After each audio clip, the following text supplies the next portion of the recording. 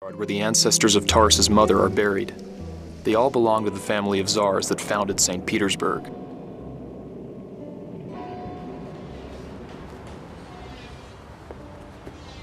آها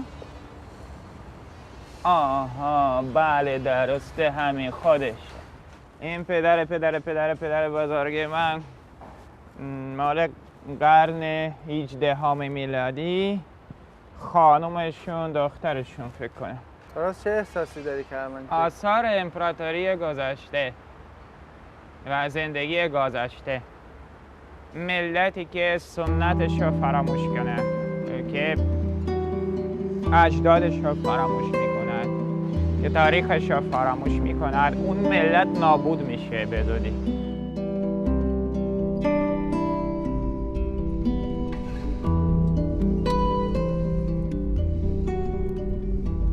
Taras's hometown has been at the center of Russia's most historic of transformations, and for hundreds of years it has witnessed different regimes and political eras. Even its name has been changed more than a couple times as new regimes came and went. And Taras's life is interwoven with the history of his country. Born in 1960, he belongs to a dynasty of Russian tsars from his mother's side of the family. And as a teenager, he saw with his own eyes the dissolution of the Soviet Union. Being with Taras, I understand just how fragile history can be. When confronted with sweeping social and political forces, it shatters in its place.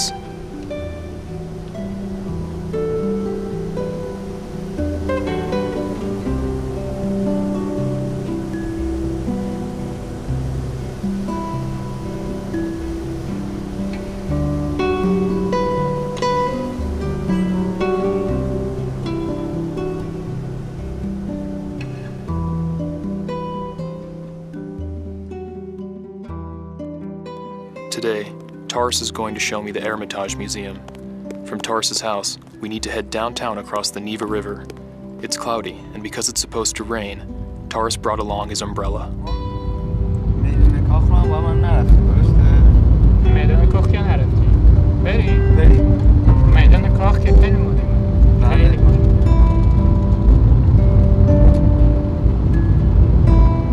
میدان تمام انقلاب‌های روسیه، تمام تظاهراتش.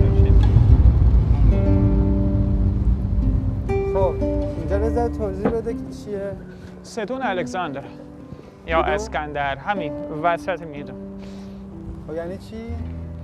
الکساندر به نام الکساندر مقدس، یکی از شخصیت‌های شهدای الکساندر که رفتن قبرش دیدین؟ نه، این یکی از شهدای مسیحی که اون الکساندر تزار روسیه نامشون رو داشتند. اینجا نوشته روسیه شکرگزار به یاد الکساندر اول. اینجا؟ بله. کاخ کرمی ادامه ساختمان کاخ زمستانی یا کاخ هرمیتاژه، چون که چند تا ساختمان داشت که قدم با قدم به یک دیگه وصل می شدن و اضافه می شدن. اون یکی کرمی فکر کنم یه ذره قدیم تره نسبت به این. تارس ما کجاییم الان؟ خب هرمیتاژ بزرگترین موزه دنیا، ساختمان کاخ زمستانی پادشاهان روسیه. We're in the Hermitage, which has one of the largest collections of Western European art in the world. It was formerly the winter palace of Russia's kings. Consisting of 6 main buildings, the Hermitage Museum was established by Catherine the Great in the 18th century. Today, more than 3 million works of art are kept here. Though a museum guide accompanied us, it was Taras that actually ended up guiding me throughout the museum. جوان مردان از این میشه قضاوت کرد. مثلا چقدر کوچیکه، اونها رو ببینید، این بچه‌ها.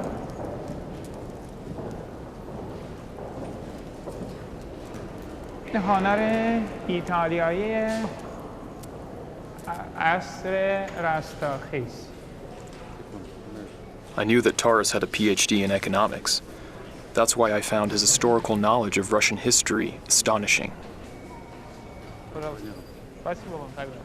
اینجا تابوت‌ها، این آثار این تابوت‌های فرعون‌های مصری، اونجا Tarras has traveled to all four corners of the world.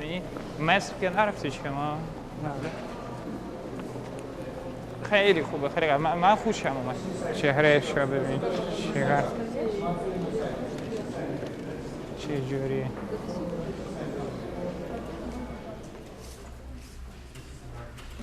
I was beginning to get a little worn out, but Tarras continued tirelessly, energetically showing me the different halls and sections of the Hermitage. This building, the Winter Palace, which is only one of the 6 buildings of the museum, has 1,057 rooms and 117 staircases.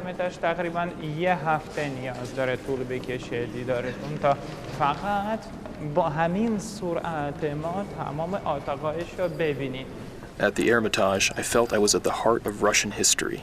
Then, Tarras took me to a place that marked one of the turning points of Russia's communist revolution, where history erupted before the world's eyes. سال 1917 میلادی، یعنی تقریبا 3-4 ماه قبل از انقلاب اکتبر، لنین که از تبعید اومده بود پتروگراد، سان پترزبورگ سابق، سخنرانی میکرد و سخنرانی پیش جماهیر مردم اونها رو دعوت میکرد به تظاهرات. بله، از ماه مارس، ماه سوم تا ماه ژوئن تو تابستان 1917 اداره حزب سوسیال دموکرات روسیه در اینجا اقامت داشت و از بالکن این ساختمان لنین چندین بار روبروی کارگران و نظامی های روسیه سخنرانی داشت.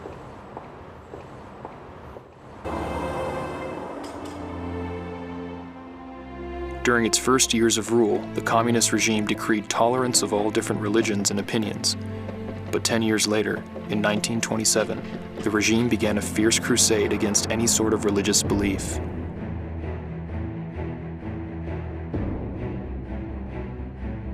Tarras says Lenin's most horrendous acts were his efforts to destroy the belief in God.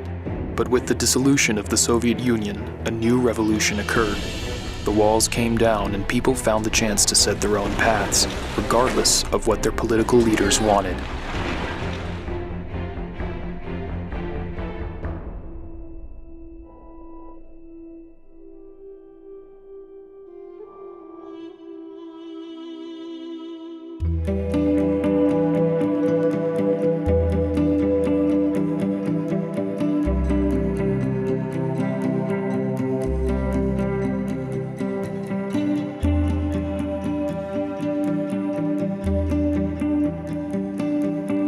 Tarras narrates the history of his country with a realistic eye.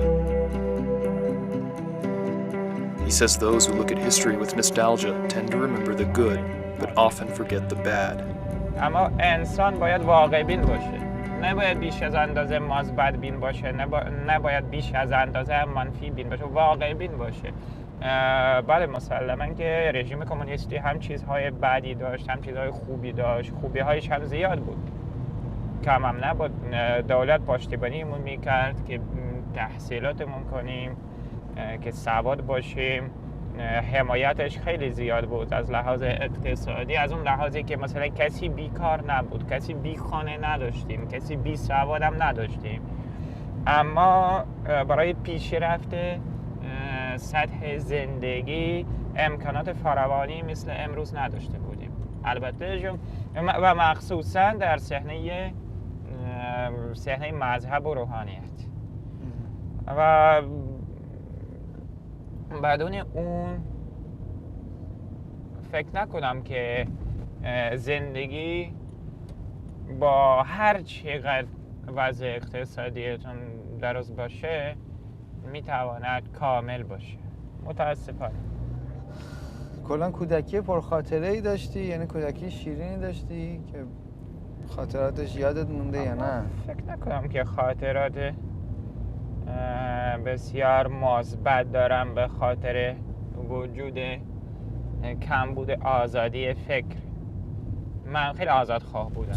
8 ساله بودم به خودم این سوال را مطرح کردم که جایگاه من تو زندگی چیه؟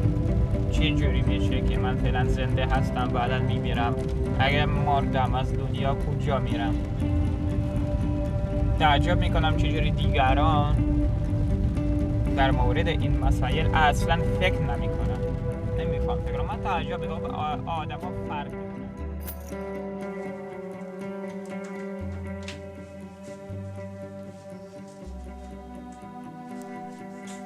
Having translated the Nahj al-Balagha into Russian verses, Taras is still studying and translating Islamic texts.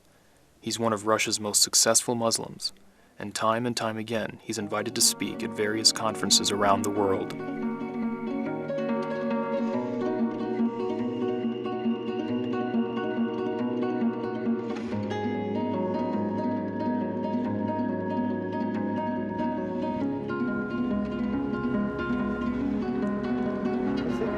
بله 15 اینه رسیدیم تقریبا. در واقع آکادمی مسیحی است. آکادمی مسیحی که درباره گفتگوی ادیان یه چیزی برگزار میکنه. امروز هم این کتابخانه شونه در بواردیشون این بره فکر کنم. Today, Taras has been invited to a conference at one of the city's research centers, and I've been allowed to tag along. It was the summer of 1991, when some St. Petersburg families stayed home for several days to avoid getting entangled in the unrest brought on by a coup against Russia's communist government. That's when a 15-year-old Taras used those idle hours to read through a copy of the Quran lying around his house. Not much longer after that first serious encounter with Islam, he decided to become a Muslim. Today in St. Petersburg, like most other Russian cities, there's a growing trend among post-Soviet generations to explore different religions. And Taras, who has himself experienced a spiritual revolution at a critical juncture in his country's history, provides moral support for those who believe in the prevalence of human will over the rigidity of history. At first, I thought getting to know Taras would better acquaint me with the city of St. Petersburg and its vibrant history, but now I see that my journey has instead introduced me to Taras Chernenko, a resident of St. Petersburg, a historian, a Muslim.